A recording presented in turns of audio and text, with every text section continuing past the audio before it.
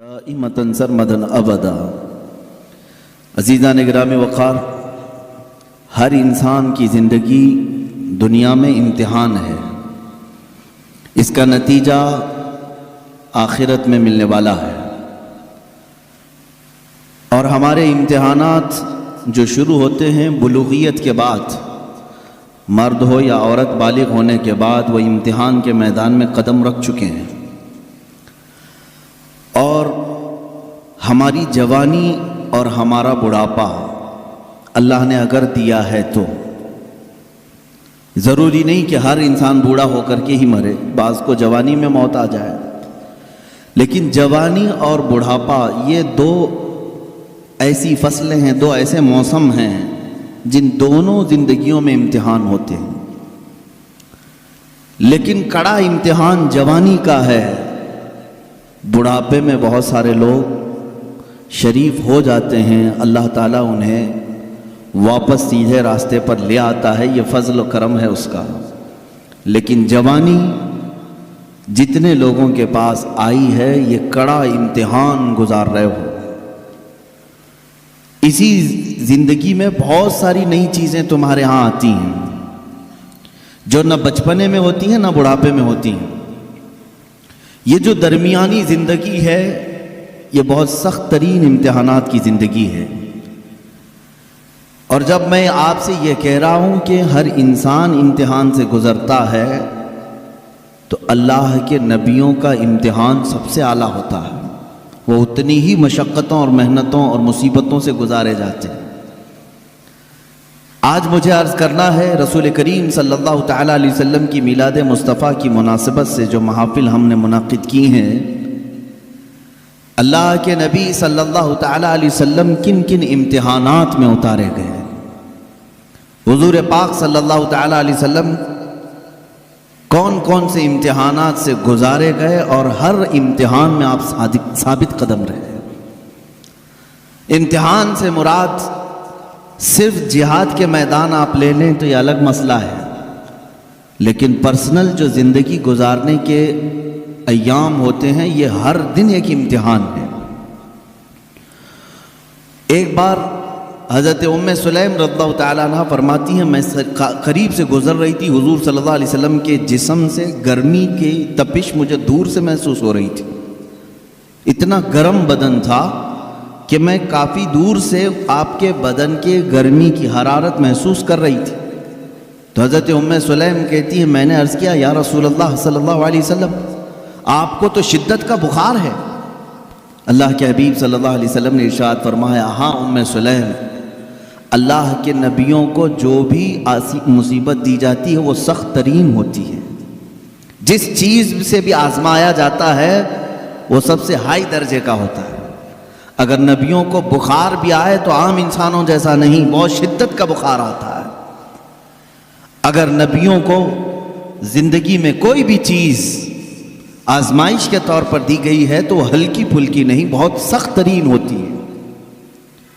اب اللہ کے نبی صلی اللہ تعالیٰ علیہ وسلم کی زندگی پاک کو رب نے قرآن میں ہمارے لیے آئیڈیل بنایا، لَقَدْ كَانَ لَكُمْ فِي رَسُولِ اللَّهِ أُسْوَةٌ حَسَنَةٌ، تمہارے لیے اللہ کے رسول کی زندگی میں بہترین نمونہ ہے اپنی زندگی گزارنے کے لیے۔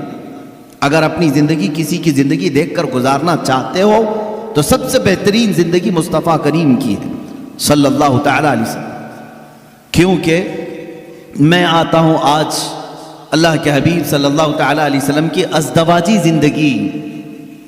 ازدواجی زندگی کا مطلب ہوتا ہے شادی شدہ زندگی۔ یہ پوری زندگی کا کڑا امتحان اسی زندگی میں ہوتا ہے۔ جب تک آپ بیچلر ہیں جوانی پھر بھی محفوظ ہے، یعنی آپ اپنے ہاتھوں میں اپنی زندگی کی باغ ڈور لے کر چل رہے ہیں، لیکن جب کسی کے ساتھ تمہارا عقد ہو جائے تو ایک اور نفس کو تمہارے ساتھ باندھ دیا جاتا ہے۔ تو میں اپنے جسم کی حفاظت کے ساتھ ساتھ اپنی خاتون کی امانتوں کی حفاظت بھی ذمہ داری میں آ گئی، اس کے پردے کی حفاظت بھی تمہارے ذمہ آ گئی، اس کے چال چلن کی، اس کے اخلاق و تربیت سب کی ذمہ داری تمہارے اوپر آئی۔ یہ تو بہت چھوٹی ذمہ داری ہے جو اسے کھلانا پلانے والے معاملات، باقی پوری اس کی زندگی جو تمہارے اوپر آئی ایک بڑی آزمائش ہے۔ ایک عورت کے ساتھ تم اس کائنات میں صحیح سلامت زندگی گزار کر جا رہے ہو تو اس کا مطلب ہے کہ ایک بڑے امتحان سے کامیاب ہو کر نکلے ہو. بڑا امتحان ہے. اللہ رب العزت نے یہاں کائنات میں ہر ایک کے لیے جوڑا رکھا ہے، لیکن آپ دیکھیں کیا ہر عورت کا مزاج اپنے شوہر سے مل جاتا ہے؟ نہیں ہوتا. بعض لوگ ہم سے یہ شکایات کرتے رہتے ہیں بنی نہیں رہی ہے، بنی نہیں رہی ہے، اور ناچاکی ہے، نا اتفاقی ہوتی ہے. میاں یہ آپ کے اکیلے کے گھر میں نہیں، ہر مرد اور ہر عورت کے درمیان زندگی میں اونچ نیچ نشیب و فراز آتے ہی رہیں گے. یہ تو مالک ہے پروردگار جو جوڑ کر رکھتا ہے. لیکن دو مزاجوں کو سنبھالنا اپنی زندگی میں، اس کو کہا جاتا ہے کہ آدمی اب میچور ہو گیا ہے. اسی لیے تو حدیث پاک میں ہے شادی سے پہلے تمہارا ایمان آدھا ہوتا ہے، نکاح کے بعد تمہارا ایمان مکمل ہو جاتا ہے. نکاح کے بعد ایمان مکمل. تو بغیر شادی شدہ آدھے لوگ ہو، شادی کے بعد مکمل ہو رہے ہو، میچور ہو رہے ہو. کیوں؟ اس لیے کہ ذمہ داریوں کا بوجھ اٹھانے اور راستہ چلنے کی عادت اسے ہو جاتی ہے. تنہا چلنا اور ہے، پوری کائنات کو لے کر چلنا اور ہے. اب یہاں مجھے بتاؤ میرے عزیزوں، ایک عورت کے ساتھ زندگی گزار کر دنیا سے جانا ایک کٹھن امتحان ہے، وہیں میرے آقا صلی اللہ تعالیٰ علیہ وسلم نے 11 ازواج مطہرات کے ساتھ زندگی گزاری، اور کسی ایک سے بھی حضور صلی اللہ علیہ وسلم کی ایک شکایت بھی نہیں سنی ہم نے. آج دنیا میں چاہے جو بھی پرہیزگار ہوں، جیسے بھی ہوں، بڑے سے بڑے بادشاہوں کی بیویاں ہوں، لیکن ان کو اپنے شوہروں سے کہیں نہ کوئی شکایت ہوگی. کچھ بھی ہو سکتی، سب کچھ اچھا رکھا ہو، لیکن کسی دن اس کی خواہش کے مطابق اس کی مٹھائی نہ ملی تو اسے شکایت ہے اپنے شوہر سے، مجھے مٹھائی نہیں کھلایا آج. یہ سب کی زندگیوں میں عورتوں کو اپنے شوہروں سے کچھ نہ کچھ شکایات ہیں. کوئی بھی اس کے پسند کے کپڑے آپ نہیں لا کے دے سکے، اسے آج اپنے ماں باپ کے گھر جانا تھا، تم نے ٹال دیا. اس کے گھر والے آ رہے تھے، ان کے ساتھ تم نے صحیح برتاؤ نہیں کیا. یہ شکایات اپنے شوہر سے وہ رکھتی ہے. قربان جاؤ، یہ 11 بیویوں میں سے سب سے پوچھا گیا رسول اللہ صلی اللہ تعالیٰ علیہ وسلم کی حیات تمہارے ساتھ کیسی تھی؟ وہ ازواج مطہرات کہتی ہیں اللہ کے نبی صلی اللہ تعالیٰ علیہ وسلم نے پوری زندگی میں ہمیں اف تک نہ کہا. ہم غلطیاں کرتی تھیں، خطا کرتی تھیں، لیکن رسول پاک صلی اللہ تعالیٰ علیہ وسلم اسے درگزر فرمایا کرتے تھے. میرے عزیزو، اس کا مطلب ہے حضور صلی اللہ تعالیٰ علیہ وسلم کو ازدواجی زندگی میں بھی آزمایا گیا تو بڑے امتحانوں سے. یہاں ہم ایک بیوی کے ساتھ امتحان میں آئے ہیں، رسول پاک صلی اللہ تعالیٰ علیہ وسلم نے 11 ازواج مطہرات کے ساتھ عدل و انصاف کا پرچم بلند کیا ہے. کوئی ایک بیوی بھی شکایت نہیں کر سکتی. حضور پاک صلی اللہ تعالیٰ علیہ وسلم خود اپنی حدیث میں ارشاد فرماتے ہیں خیرکم خیرکم لأہلہ، تم میں سب سے بہتر آدمی وہ ہے جو اپنے گھر والوں کے پاس اچھا ہو، اپنے اہل و عیال کے پاس اچھا ہو، وہ سب سے اچھا آدمی ہے. ہاں، باہر بہت نیک بنتا ہے، اندر جا کر کے ساری شرافت ختم ہو جاتی ہے. ایسے بہت سارے لوگ ہیں، باہر ان کو دیکھا جائے تو ان کے ہاتھ میں تسبیح مسلح سب کچھ ہے، عورتوں کے ساتھ بدتمیزی اور برا سلوک بھی ہے.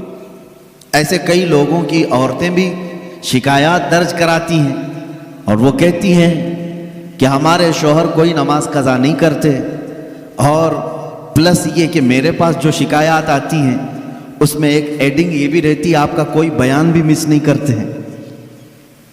اس کے باوجود ان کی شکایت یہ ہوتی ہے کہ گھر میں ان کا سلوک بہت برا ہے، ہمیں خنزیر کہتے ہیں، ہمیں کتا کہتے ہیں. شوہروں کے متعلق عورتوں کی شکایات ہیں میرے سے، میں پرٹیکولر کسی ایک کو ٹارگٹ نہیں کر رہا. جس کی زندگی میں یہ معاملات ہیں وہ توبہ کر لے، اس لیے کہ میرے آقا صلی اللہ علیہ وسلم نے فرمایا عورت تو عورت ہے.